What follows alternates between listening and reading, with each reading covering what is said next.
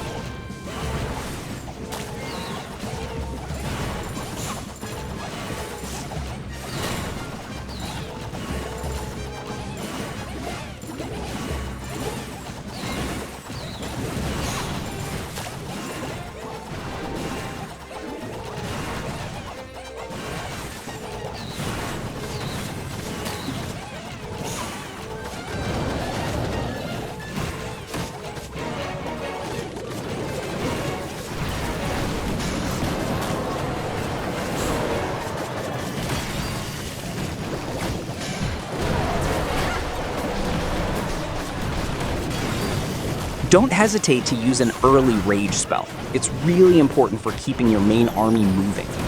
And if the enemy guardian locks onto your Grand Warden, feel free to use your Totem Spells to distract him and protect your Warden. Just make sure you don't waste them, because they can be very useful later in the attack. And here is the main part. Where would you use your Overgrowth spell? Pause here for a second and think about it.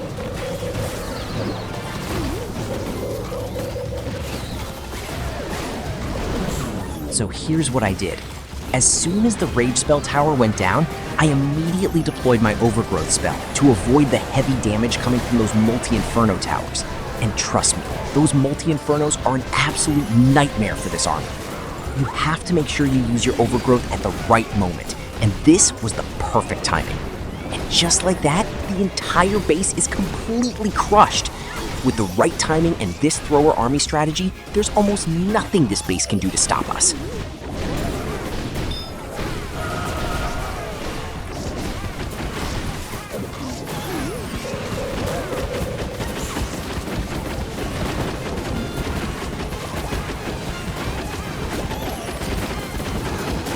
So that's how we use the thrower army strategy. And we got our first triple in E32.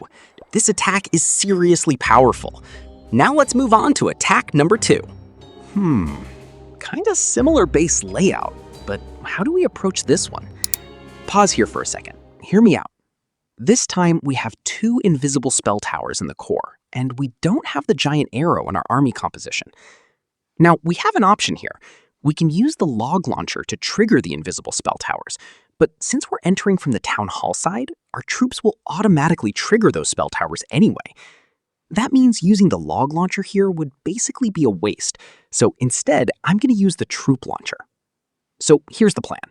We'll start our Warden Charge from 12 o'clock, with our 3 furnaces behind the Warden to help clear those buildings faster. Even if the Warden goes toward the monolith side, that's completely fine. We have our Totem Spells ready if we need to protect him. After the charge, we'll use a super wall breaker right here, then send in our main troops. Now, the reason I chose the 12 and 9 o'clock side is because it's much safer than the 3 and 6 o'clock side.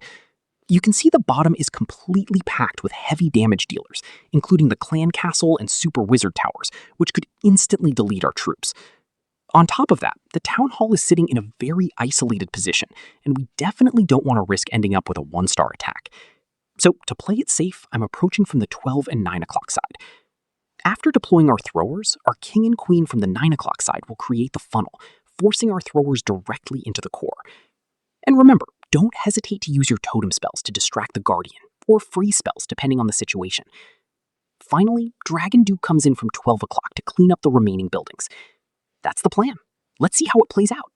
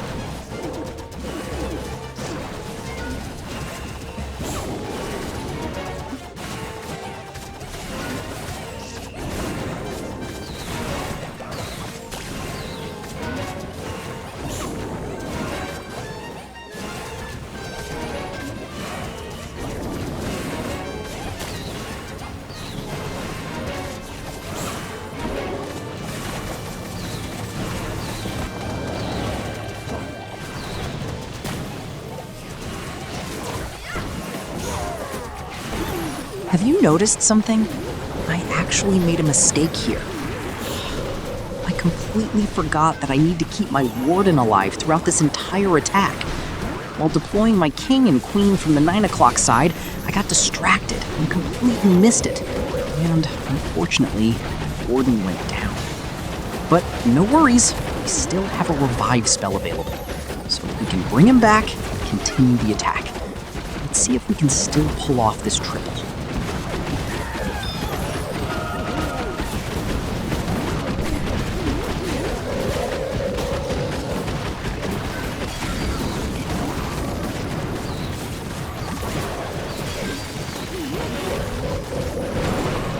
So where would you use your Overgrowth spell in this situation? I think targeting the invisible spell tower and multi-archer tower would be the best option right now.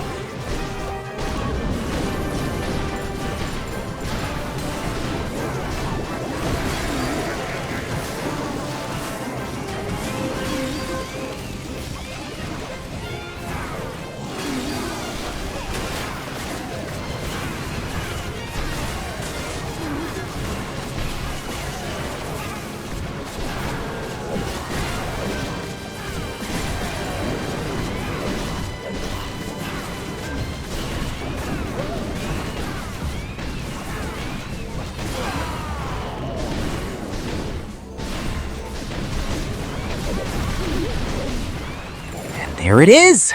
It was a very close one, but somehow we still managed to secure our lucky triple. All right, attack number 3. Again, always look for the fire spitter position and find a good spot where we can get the most value from our Warden Charge. So pause here for a second. Hear me out. Down at 6 o'clock, we have the Cakapult, multi-archer tower, multi-inferno, and 2 expos. That could be pretty dangerous for our troops. And on top of that, the fire spitters are all facing down towards this side. So for a safer charge and better value, I'm going from 12 o'clock to clear these buildings. We'll also take down the clan castle from this side, which will make it much easier for our main troops to push through the core. Once they're down, our super wall breaker will open this wall right here. Then we'll deploy our king and queen from 9 o'clock to clear these buildings and create a strong funnel, forcing our main troops straight into the core. And finally, Dragon Duke comes in from 12 o'clock to clear these remaining buildings. So that's the plan. Let's do it.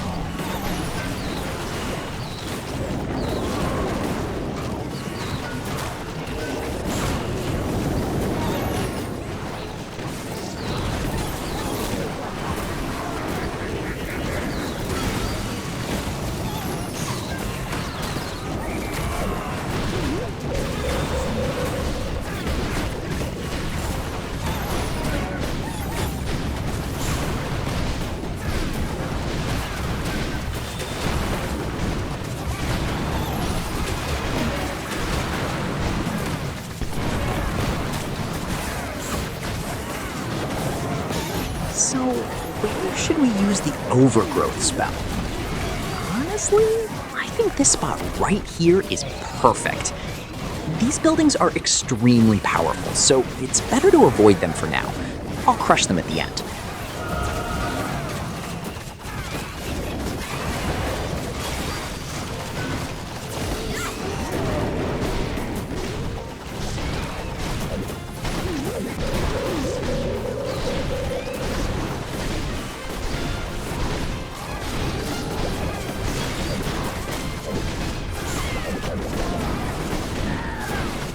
And that's it.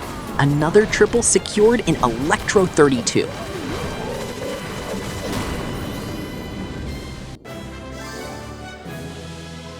All right, now let's move on to our last attack.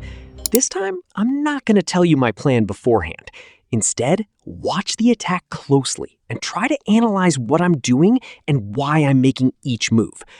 Honestly, at this point, most of this is just muscle memory. You learn the army, understand the basic concepts, and after enough practice, the deployment starts to come naturally.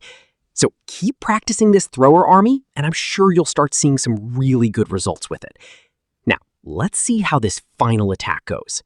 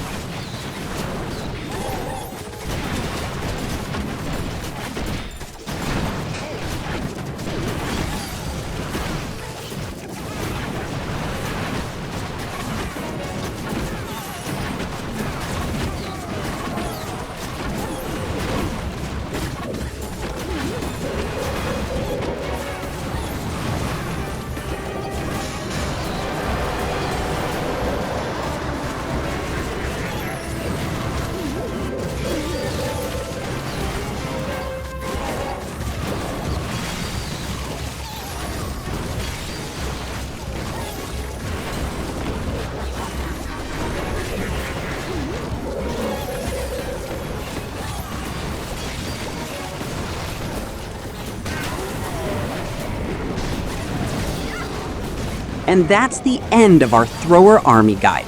I hope you learned a lot from this video, especially how to create a proper funnel, choose the right entry point, and identify those key defensive buildings you need to avoid in different situations. If you found this guide helpful, make sure to leave a like and subscribe to the channel. It genuinely motivates me to keep creating more Clash of Clans content for you guys. Thank you so much for watching, and I'll see you in the next one.